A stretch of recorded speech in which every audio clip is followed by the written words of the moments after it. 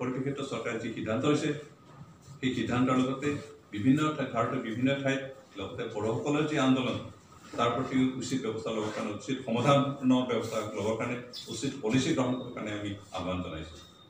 এটা সময়ত বিহাৰত লালু প্ৰসাদ যাদৱে কৈছিলে যে মই নমৰিলে কোনো দিন মানে ঝাৰখণ্ড ৰাজ্য নহয়, এটা সময়ত কৈছিলে। কিন্তু লালু প্ৰসাদৰ মানে চকুৰ আগতে লালু প্ৰসাদৰ সমৰ্থন লৈ পেলাই আজি ঝাৰখণ্ড ৰাজ্য হৈ গ'ল।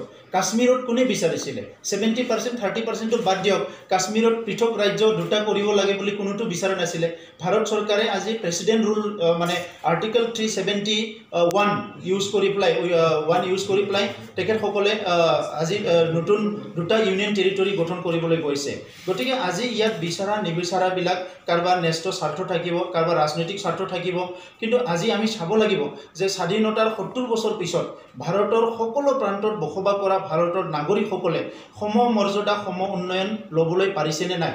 ভাৰতৰ সাংবিধানিক যিবিলাক অধিকাৰ এইগুলো সকলো অঞ্চলত সমানভাৱে সকলো অধিকাৰটো সেইটো ল'ব পাৰিছেনে নাই, এই সুযোগটো পাইছেনে নাই, এই কথাবিলাক চাব লাগিব। গতিকে আজি এটা হিষ্ট্ৰিকেল যিটো মানে বেকগ্ৰাউণ্ড আছে আৰু এই অঞ্চলত এটা যিটো এডমিনিষ্ট্ৰেটিভ ছেটআপ আছে অসমত, আজি কাৰ্বি আংলংসকলে 244A বিচাৰি আছে।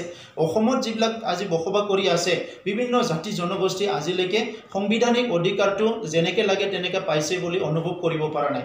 ঠিক তেনেধৰণৰ আজি বড়োসকলো যিহেতু এই অঞ্চলৰ ফাৰ্ষ্ট ছেটেলাৰ, আমি সন অফ দ্য ছইল বুলি আমাক সকলো কয়, আমাৰ নিজৰ ভাষা আছে, সংস্কৃতি আছে, সকলো আছে।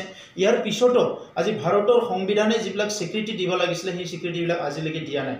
তো সেইকাৰণে আজি পৃথক ৰাজ্যৰ যিটো ৰিলেভেঞ্চি অইন প্ৰান্তত যেনেকুৱা ৰিলেভেঞ্চিটো আছে, বড়োলেণ্ডৰ সম্পূৰ্ণ ৰিলেভেঞ্চি আছে।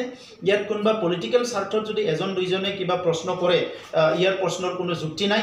আৰু ভাৰতবৰ্ষত অকল বড়োলেণ্ড নহয়, আজি বিভিন্ন অঞ্চলত আজি তেনেকুৱা বিলাক চলি আছে। তেলেংগানাতো একে হৈছিলে। 2014 যেতিয়া তেলেংগানা পাৰ্লিয়ামেণ্টত আলোচনা হৈছিলে